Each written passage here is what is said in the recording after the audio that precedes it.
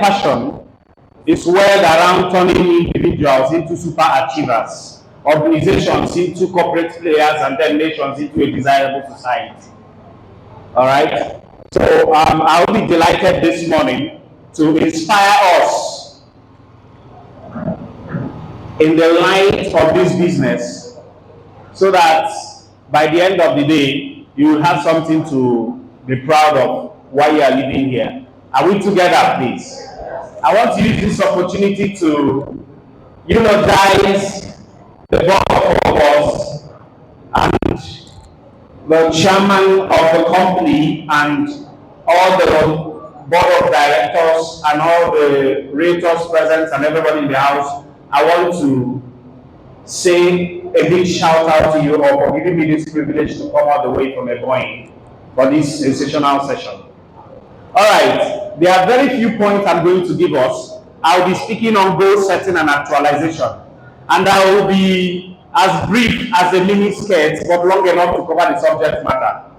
All right, so I will take your time. So please, those of us from the other side of the divide, are we together? Please, I would like you to give me your rapt attention. Give me your rapt attention. So we are talking about goal setting and actualization. What is goal, or what are goals? All right. At a very brief platform, I will tell you that goals are dreams with deadlines. All right. Goals are dreams with deadlines. Goals are those things that you want to achieve. All right. Let's break it down to the layman's understanding. Goals are those things that you want to achieve. My job this afternoon is very simple. Is how to I will show you how you can structure your goals to be able to achieve your action plan. So everybody that is here, my job this afternoon is to motivate you to create a goal good enough. We are still in February this year, so that by the end of 2024, you should have been walking straight into your big break. All right. So first thing I want to get us to do is everyone under the sound of my voice should strive to get a strong why. As you journey through the path of wealth creation in the year 2024, get a strong why. Because when your why is so strong, then the how becomes easy. Okay? When you get a strong why, your how becomes easy. What is the why? The why is the target. The why is the goal. Okay? Why are you in Crystal Garden Estate? That's the first question. In respect to your why, in respect to goal setting, ask yourself, why am I in this company? Why am I in this business? Okay? When you answer that question, it will help you to know how to maximize your being part of this business. It will help you to maximize how. But if you are just here, they said that if you don't plan, you're already planning to fail. When you don't plan, you're already planning to fail. A lot of people set up into a business environment and they don't have a laid down procedure of how they want to profit. So I will show you a very simple key of how, if you want to achieve a $100,000 goal by December 2024, how you can make it a reality. Because this is the truth. I want you to listen to me. Dreams don't come to fulfillment. What are dreams? Nature in 2 months' time, those things don't come to pass. All those things you want to do, they are mere wishes. So when we talk about goal setting is an engine that you will give to that thing you want to achieve, so that it can become actualizable. But most people, if one enable just wishes, you stay back and you want to get this, you want to own this. At the end of the year, you discover that you have not achieved anything. Why? Because what you have is just mere wishes. So what I've come to do is to help you to add wings and legs to those things you want to achieve, so that you can achieve them by the end of the year. Are we together? All right. So first of all, the things you need to do, just like I said, is to develop a strong why. Opening my why you are in this business, it will help you to structure your how. Like I said, the first and most important thing is knowing your why. In my why, your how becomes easy. How do you save more than others? how do you succeed than others? It now brings us down to knowledge, because knowledge is an advantage. Here, member A, J carrying member B is because of what they know. It's because of the knowledge they have. Knowledge is an edge. Knowledge is an advantage. All right? I'm a young person. What distinguished me and made me a speaker was because I started committing myself to knowledge. I said that a beautiful blockhead, ignorantly read, is a lumper load. It therefore means that a big head with an empty brain is a big load to the body. You must learn to empty your pockets in your brain so that at the end of the day, your brain can fill your purse. You commit yourself to knowledge. You buy books. Yesterday night, I made an order of a book online, $45. You know the exchange rate, 1,600 and something. I bought 45. That is 50 something thousand. One book. There's a book I bought 70 something thousand. Why? Because you can't get it. You have to order it online. You have to learn to read. If you like, be a market woman. You need knowledge. Because to add to what I said before, and a business need a business opener. Every business requires a business. That's why some people prosper more than others in their business. All right. So in civil service, if you are a civil servant, there is business in civil service. So imagine because you are a civil servant, you are not in business. No, business is skill. Being able to be skillful, that's what brings variation in business. All right? There's an illustration in the Holy Writ, the scripture. The Bible says that when one poor man that used his wisdom to save a particular city from being besieged by their enemies. In the book of Ecclesiastes, the Bible says that no man remembered him because he was poor. In the same Ecclesiastes, he said that the labor of a fool wearieth him because he does not know the way to the city. The fool in that scripture is a hard-working fool. He said the labor of a fool wearieth him because he does not know the way. He's a laborious fool. He's hard-working. But he doesn't have strategy. He doesn't know the route to enter the city.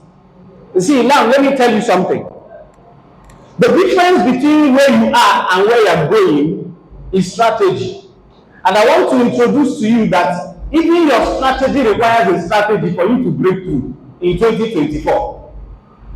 A man came, nobody has seen come and pay tax. He doesn't have money. He sent someone, go to the river, throw your hook into the ocean. The first fish you will catch, open its mouth, you will see a coin. So the money you are looking for is in the mouth of the fish. It may not be a literal fish like fishing on at the river. That fish today may be a man. That fish today may be a woman. And let me tell you something. If you don't have the skill of how to get the hook, apply the principle of the weight, throw it inside the ocean, you will never magnet that man to your direction. You cannot magnet that woman in your direction.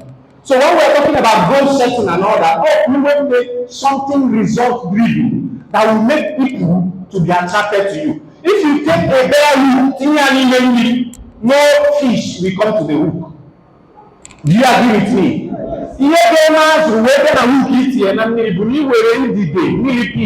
Or a bait, when they see the hook, it will make them to come. All right. So you must have something. And let me add to this. I said, please don't go through life empty. Because bribery, that's as I will go through life. The scripture said that the gift of a man maketh room for him. The word gift means bribe.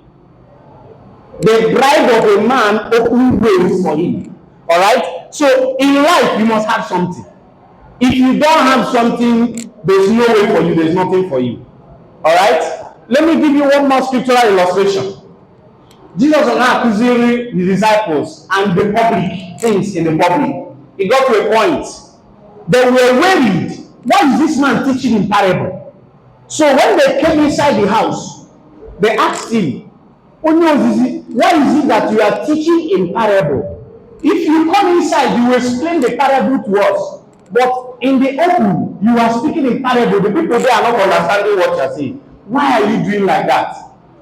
He said, it is given to you to understand the secrets of the kingdom. but not to them. In other words, by implication, that now the disciples were his own people, so he has the right to explain to them. But in that he doesn't have the right to explain to them. Look at how he rounded it up. He said, to him who have, more should be given to him. But he who doesn't have, even what he has, should be taken from him. So everything you are doing in life, strive to have, because it's a divine principle. No one way came more. But when you are more, and now that scriptural principle of to him who has, more will be given. But he who doesn't have, even what he has should be taken, is not talking about money. He's talking about knowledge. He's talking about knowledge. Because here that Jesus was teaching in parable. And they wanted explanation. So it means he was talking about knowledge. So by explanation, the meaning of that teaching was, Jesus will say, only when knowledge, bless with more knowledge. But when knowledge of confused where are the more. That's what he said. To him who doesn't have, even what he has will be taken. It means the little knowledge you have, when you come under him, he will confuse even more. Okay? Because his people deserve the explanation, but these other people deserve confusion. So if you are going through the pathway of life, endeavor to have something to give. Because when you will come to the door of reckoning for life, you can see, I lift up your head, all you days, that's as if you pay your tickets. Knowledge will become your ticket to the next level. So I'm asking us a question this afternoon. What do you know? What do you know that can be the biggest changer for you? And now let me tell you, in 2014, Microsoft changed their manager, right? So the new manager was going office by office, inspecting the working activities of the workforce. We notice this particular staff, 9 a.m. every morning, in a sleeping position. He was wired. The manager queried himself, how can somebody as young as this be sleeping by 9 a.m.? He backed down. The second door of the same office, the person who would have been in Europe, the third door of there, he was provoked. He called the rapporteur and he said, who is this staff that always sleep every hour of the morning? They told him, Oga, that man is the thinking tank of this company. He is one of the highest paid staffs. This guy, he is paid to think for the growth of Microsoft. So the guy's job every morning, you come and sit down, bend his head, 4 p.m. to do at the weekend, he will come to board meeting to come and tell the company what he has resolved in his mind, how the company can advance. The guy is so knowledgeable that the company pay him to think for the growth of the company. Do you know you can be paid for your thoughts? Because ideas rule the world. Yes, there's so much that is in stock in you. There's so much. But if you don't put your leg into the river, like Peter, you will never really be able to walk on water. So success in life is spelled R-I-S-K, risk. You must step your foot before you can be able to know whether you walk on water or not. So in laying hold on God's setting, you have to what? Get a strong why, then your how will be easy. The moment you know your why, your how becomes easy. And that's how you determine your action plan. Let me add this at this point. The biggest currency in life is attention.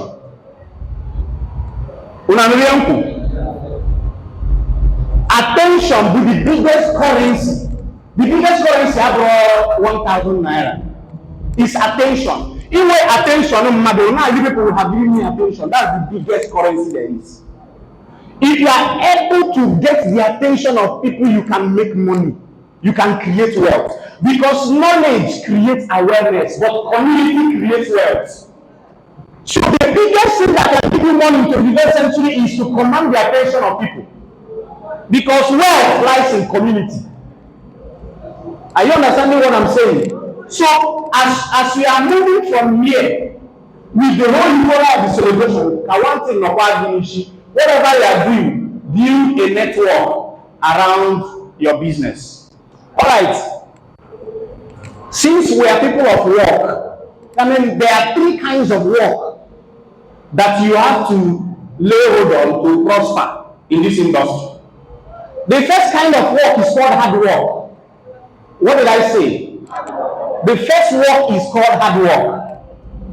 Hard work has to take your physical strength, okay, to produce results. Are you with me? So you have to engage your physical labor in order to produce effectiveness and efficiency. Now the next kind of work is what? Smart work. Smart work is a soft work. Is another name for smart work is soft work. While you have to engage in hard labor, soft or smart work is your intelligence and your brilliance that do it. There are people I give advice and they pay me millions. Just advice. Somebody calls me on phone and says, "Barrister, how do I do this? How do I do that?" I navigate and the person pays me every word. I didn't do labor, but I use my soft skill and smart work to earn. So most times, what hard work cannot give you, smart work will give it to you. That's why you need to develop your mental capacity. That's why you need to go for knowledge. Because everyone is there now. If you don't have any knowledge in the future, the world will leave you behind. The world will leave you behind. The third kind of work is called network. The third kind of work is network. We have talked about hard work, we have talked about smart work, we are talking about network. Now, it is your network that will determine your net worth. It is your network that will determine your net worth. And this network we are talking about is where the business world rises and falls. Relationship, network, who you know and who knows you. All right. In Abakaliki, I was able to give the fundamental principles, the percentage that governs who you know, who knows you, and the work you have to do as a hard work. And please let me also announce to you, okay, what you know, as powerful as it is, I've talked about knowledge. As powerful as knowledge is, it will only contribute to 10% of what you become in life. Name manka, name the professor will only give you 10% of your success. Now, who you know and who knows you will give you 40%. Okay? So, and then the other 40%, of course, comes by the other side of the network. Who you know and who knows you. That's 40-40. So it's very, very important that you should focus on building network intentionally. And when you find out what emotional bank accounts, okay, the commercial banks out there, there's something called the banking system of the emotion. Anytime you meet in Mado, you are owning an account in their life. He says, J bank, J account. So you can make withdrawal and deposit in the life of individuals you meet. So what I'm telling you is in your journey to go searching an actualization, make it intentional with relating with people. Because if you offend someone, you have made withdrawal in their life. If you add value to their life, you have made deposit. Some of you wonder why you have big people, big uncles and relations. They say 150,000, they will tell you they don't have, but you know they are worth billions. Why? Because you don't have any deposit in their life. If you go to the bank to get a withdrawal when you don't have a deposit, you get a bounce check. So some of you have been getting a bounce response from people you know because you don't have a reprisal network system. We call it connectors economy. So you must learn how to intentionally go to people looking for values to give to them, not favors to seek from them. Some of you is what people will do for you, that's why you go to them. That's why people are running away from you. If you live here today intentionally, it work, learn how to lobby, learn how to meet people, looking for what to contribute to them, what to give to them, rather than what they will give to you. It will help you change your life. The first time I was privileged to meet with President Jonathan before he left office was because I did a favor for a House of Assembly member. He took my phone number. I didn't know. All right. Jonathan needed 27 youths who were into active engagement. January 2015, the man was called bring 27 young people from all over Nigeria. The man called my phone number. Will you be ready to go to Abuja? I didn't know he was taking me to Asoro Villa. I said, why not? He even gave me 2 other slots. I brought my friends. We went there. I dined with who is who in the country, and we were given Transformational Ambassadors Award 2015 because of what I did. Do you know, even as a priest, I so sweet to politicians. Because what I had told you, that word, your gift, make it means your brand, your lobby creates room. So when you meet people, intentionally seek to build a valuable relationship with them. Me Adesanya, my mentor in public speaking, wrote a book titled The Speaker. The then wife of Fashola, who sent him message, the guy will go. He has never asked anything from Her Excellency for 4 years of their relationship. After he published the book, The Speaker, the woman bought 4,000 copies. I hope you know by then it was being sold for 15,000. The woman bought 4,000 copies and distributed for free. He would have made more money from Her Excellency purchasing that book than anything. So seek to serve in your relationship. Seek to serve. If you do it, it will take your relationship and whatever you do to the next level. And now let me add this also. Instead of waiting and praying for God to bless your business, start a business that God is already blessing. Don't go and sit back and start praying for God to bless your business. Anyway, business God is already blessing. One of them is real estate. Why? Because if you trace back to Eden, the first thing God gave to man was land. That is the principal factor of production. So this is a business that you are in the right place. Can you put your hands together for yourself? Yes. So don't be in a haste to leave. Sit back, sit down, develop capacity, build your network, build your team. It's very, very important. Are we together at this point? Good. All right. Let me talk about the 80-20 rule. In your journey to building your goals and actualizing them, and we find out what the 80-20 principle. The 80-20 principle simply means not about 20% of your efforts that will give you the 80% result in a turn of one. Let me explain it to you. You may not understand it. Here now be very powerful.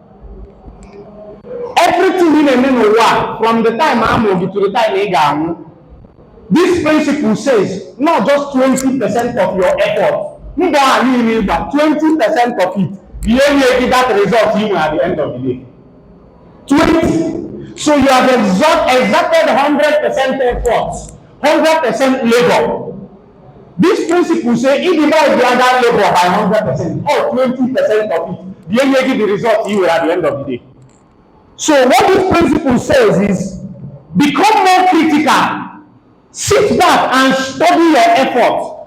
Identify those 20% effort, save yourself the other stress so that you can achieve the 80% result at the end of the day.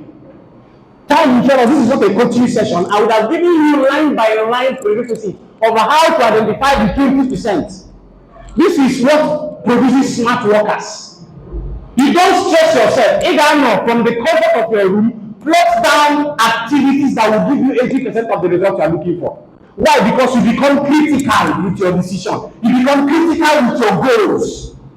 You don't just come out in the morning, no, you must sit down, study your goals, okay? Fix your targets, set up your plans. Because we said that goals are dreams with deadlines. Put the deadlines to them, and then you meet it up. If so that as you are going with God directing your step, you are achieving 80% of it with less effort. So this principle simply says, with less, you can achieve more. With less, you can achieve more. The companies I've consulted for, some of them have labored. Okay, when we were driving in, I told somebody said, GEO is there. I said, he's my boss. GEO group of company was having a certain level of struggle at a certain point. It was my firm that consulted for them. If you go, the company tripled from where they used to be to here. Because you have to add element of smart work to what you are doing so that you can scale. All right. So even in real estate now, we are bringing artificial intelligence into real estate. Okay. Some people are here in an analog way, but now there are cloud computing factors we have introduced into the system that can make you comfortably convince somebody in India and China to buy from you without not wanting to see the property, not wanting to come to Nigeria. Because smart work, it brings creative, innovative tendencies and make your job to become easy. So with this 80-20 rule, you will simply reduce the number of work you put in, but it will not affect your output at the end of the day. Now check out something. Since we are talking about goal setting and actualization, there's something about your subconscious mind. Sometimes, as a human being, if you set goal, at the end of the day, sometimes you discover that you were not able to achieve that goal the way you set it. What I'm saying is it far from the truth? Okay, sometimes as human being, you set a goal, and at the end of the day, you discover that you did not even achieve half. Sometimes you achieve more than half. Now, there's a role that your subconscious mind plays in your goal setting. I just wish that we value what I've just said. There's something I want to tell us now. Now, your subconscious mind can deceive you in your goal setting. Listen carefully. This is where your desires come into play. If you set a goal that you want to achieve $100,000 by December 2024, and by the time you match April, something in you, now for 7 months, 8 months before, and I have not even achieved $20,000. How will I achieve $100,000? Here may be a possibility.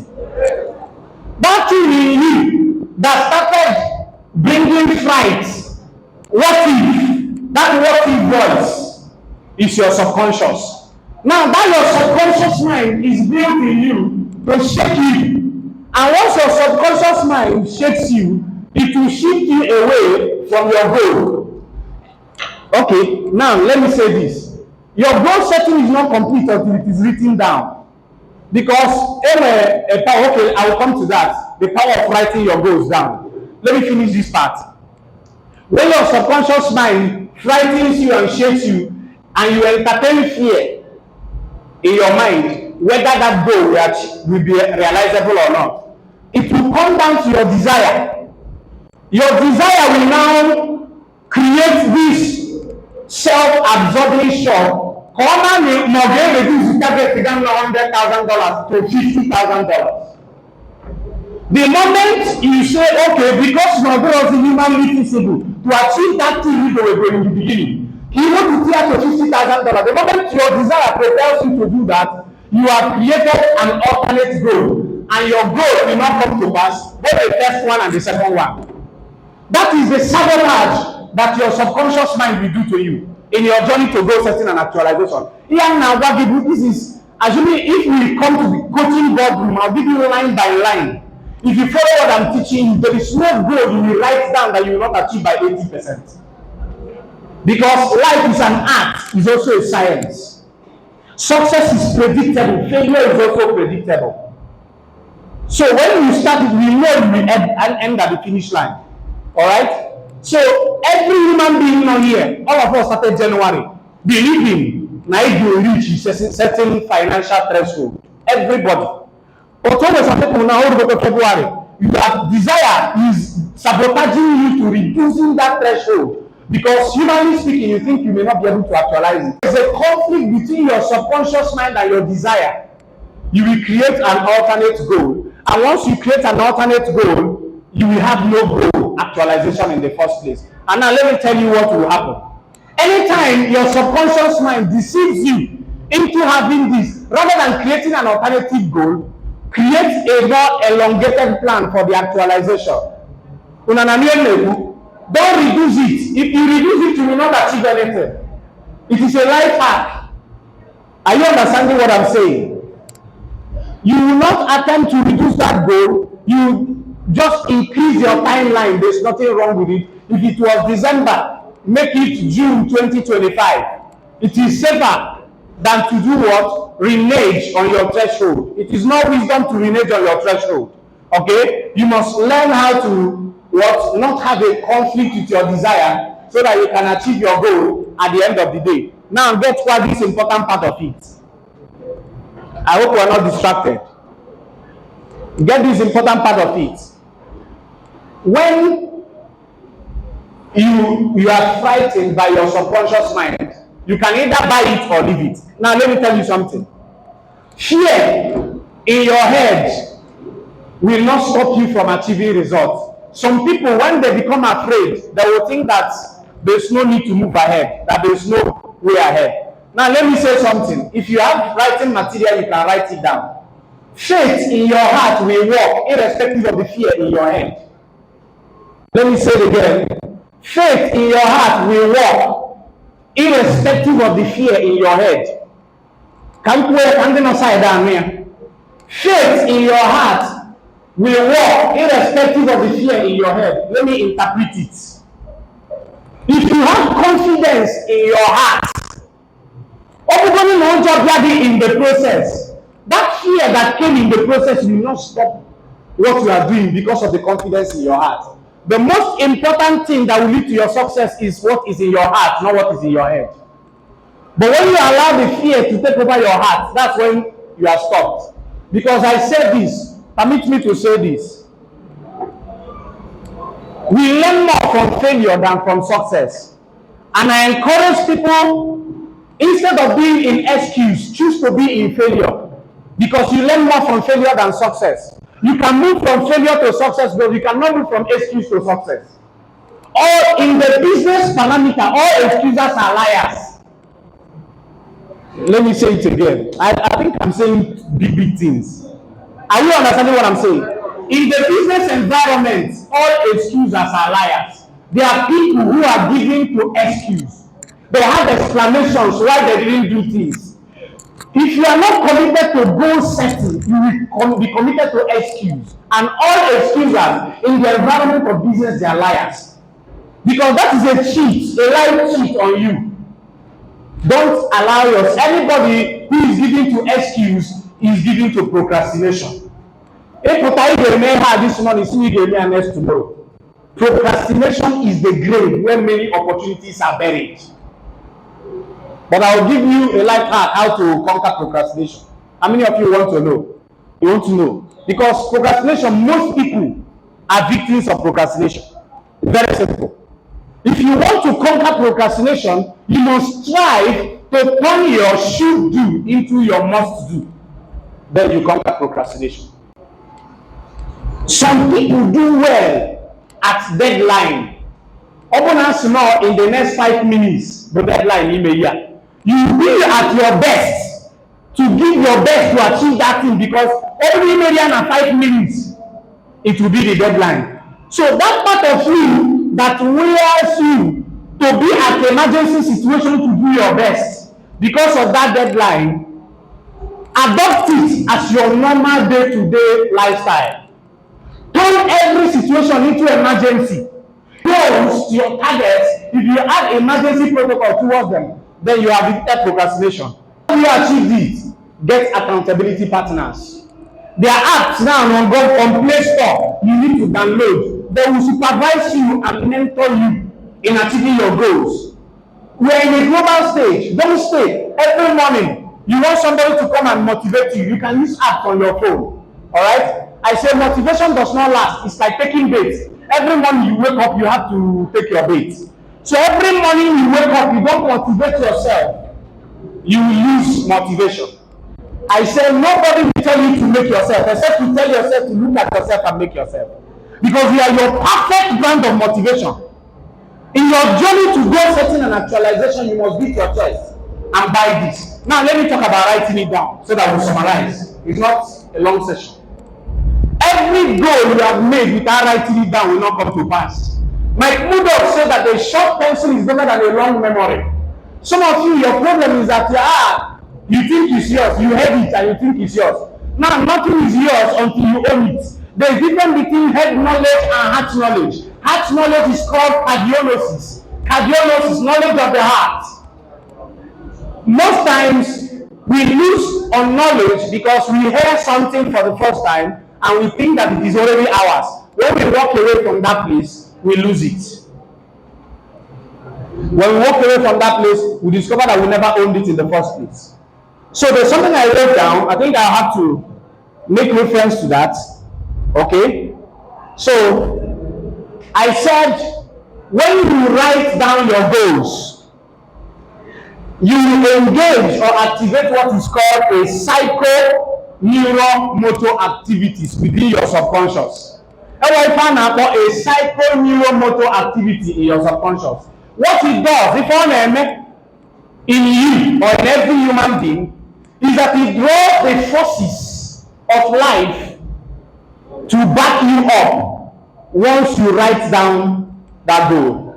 The forces of nature we begin to back you up to implementing that goal at that point.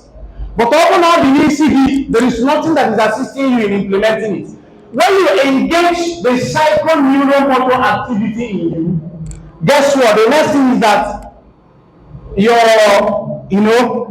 will activate your visual power. You will activate what you are seeing because there is a goal that will be written down. It will expand what you see. The next thing is that it will expand your audio powers. Alright? And then it will expand your kinesthetic powers. The ability to do. That's the last part of it. The ability to do. Then you become an action-oriented person. Most of the people we know only act from wishful thinking. Alright? They just want to achieve this, they want to achieve this. They have no real power to commit to its actualization. That's why we have about 2% of the world to be controlled by billionaires. 2% of the world populations are billionaires that rule the other 98%. 98%. Alright? Let me ask you a question. Do you know what 1 billion naira is? We're not talking about dollars. Do you know what 1 billion naira is? If you spend 1 million every day out of 1 billion, if you are giving 1 billion, if you choose to spend 1 million naira every day in 1 billion, after 2 years, you will still have change remaining. If you own 1 billion naira and you spend 1 million every day inside it, after 2 years, you will still have change. If you have 1 billion and you spend 50,000 in it every day, it will take you 15 years to finish it. So, do you know why some of these men at the top wants to do everything? Some of them have sleepless nights. They don't sleep. I interviewed one of them. He said he sleep only 4 hours every day. I was privileged to be in Dangote's office once, about 4 years ago. There's a card-moving image in his desk written, "All things are possible to him that believe." Probably you're a Christian. It's in the Bible. But he's a Muslim. But he understands it's a principle. And it works. It can work for anybody. All things are possible to him that believe. As I'm summarizing, I want to challenge you. What do you believe? What is your belief?